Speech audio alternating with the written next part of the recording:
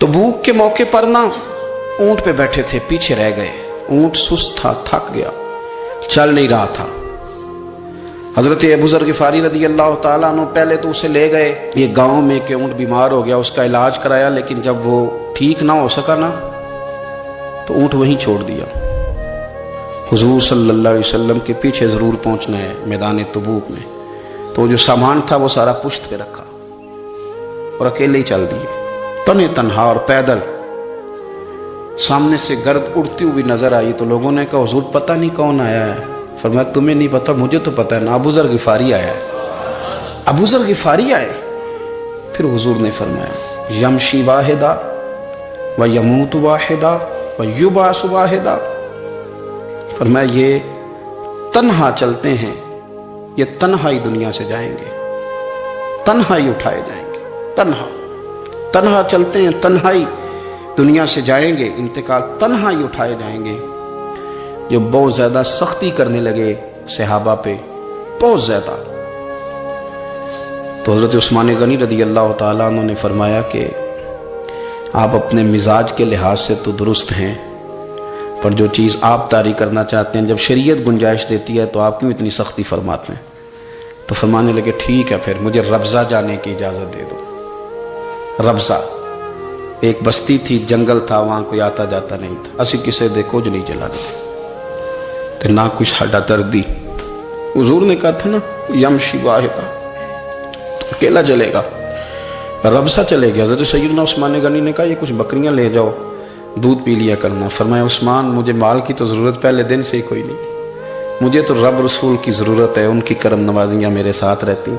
तशरीफ़ ले गए, वहाँ तन्हा खजूर के खुश्क टुकड़े खाते, इबादत करते, अल्लाह को याद करते। बड़े बड़े लोगों ने आके कहा कि अबू ज़र आपकी बड़ी शान है, हमारे साथ चलें। फरमाया छोड़ो, कहाँ मंशूर हम और कहाँ हंगामे मोहब्बत के, एक हुजरे में रहते हैं, खुदा को याद करते हैं, ज़रूरत कोई नहीं, जहाँ हूँ ना वहाँ मैं ठीक हूँ, हाजत नहीं। विसाल का वक्त आ गया, दुनिया से जाने का टाइम आ गया, अकेले हैं, बीवी है और बेटी है, जंगल का इलाका है, हज हो गया, रास्ते बंद हो गए, बीमार हो गए।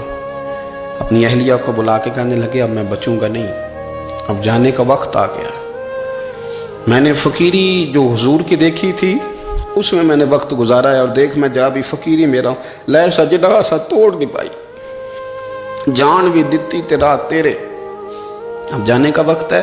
तो इस तरह करना, अगर तेरे पास कोई कपड़ा हुआ तो मुझे कफन दे देना, ना हुआ तो अल्लाह के सुपुर्द कर देना। कहा हम दो औरतें हैं, जनाजा गुस्ल कफन। फरमाया रब जमात भेजेगा मेरे लिए, लोग आएंगे, मेरे नबी पाक ने मुझसे वादा किया था, आएंगे ना लोग। तो अहलिया कहने लगी अबू ज़र आपको कैसे पता है कि आप इस सहरा में इंतकाल कर देंगे, अल्लाह शिफा देने वाला है। फरमाने लगे हम 3-4 लोग बैठे थे तो हुजूर ने फरमाया था तुम में से एक शख्स सहरा में अकेला इंतकाल कर जाएगा। तो वो मेरे जितने बाकी साथी थे वो सारे इंतकाल कर गए, अब मैं अकेला ही बचा, मुझे पता है वो मैं ही हूँ। तो तुम देखना तुम्हें कोई ना कोई मिल जाएगा गुस्ल कफन के लिए।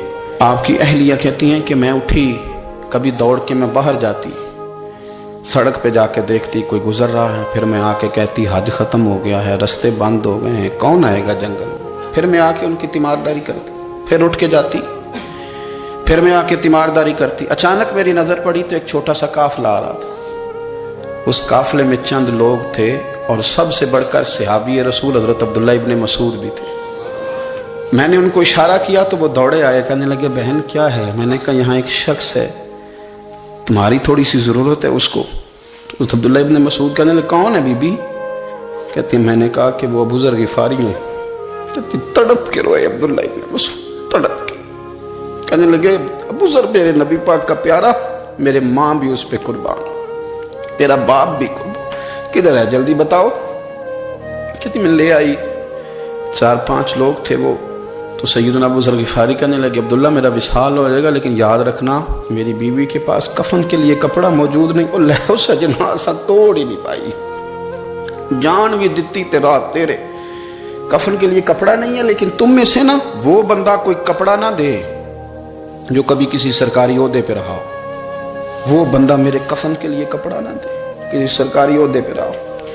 एक अंसारी जवान कहने लगा अबू ज़र मैं कभी किसी ओहदे पे नहीं रहा, اگر آپ میری چادر قبول کر لیں کفن کے لیے تو میں ٹھیک ہے، میں نے نا حضور کے طریقے پر زندگی گزاری ہے، چپ کر کے میرا جنازہ پڑھ دینا اور مجھے کہیں اور نہ لے کے جانا، اسی کسی دے کچھ نہیں لگتے تو نہ کوئی ساڈا دردی یہی کسی صحرا میں جنگل میں یہیں کوئی قبر کھود کے مجھے دفن کر دینا، مجھے جانے نہیں ہے کسی جگہ۔ حضرت عبداللہ ابن مسعود رضی اللہ تعالیٰ عنہ نے جنازہ پڑھایا، اور اس درویش کو جو 5ویں یا 4تھے مسلمان ہیں ان کو وہاں دفن کیا۔ جب خبر پہنچی نا مدینے تو سب سے زیادہ آنسو مولا علی نے بہائے، سب سے زیادہ حضرت علی نے۔ لوگوں نے کہا اتنا کیوں روتے ہو؟ فرمایا 2 ہی تو بندے تھے جو اللہ کے راستے میں کسی کی پرواہ نہیں کرتے تھے، اب ایک ہی رہ گیا ہے۔ کہا حضور کیا مطلب؟ فرمایا 2 ہی تھے، ایک ابو ذر اور ایک علی، اب اکیلا علی تو رہ گیا، وہ چھوڑ کے چلے گئے۔ حضرت سیدنا ابو ذر غفاری رضی اللہ تعالیٰ عنہ اس عظیم شخص کا نام ہے، سردار قبیلے سے تعلق تھا، بڑے بہادر تھے، اور حضور کو فقیری میں دیکھا تو پھر زندگی اسی فقیری میں گزار دی، اسی فقیری میں، اسی طریقے میں وفا کر کے نا اسی رنگ میں گزار دی، انہی نقشوں پہ رہے۔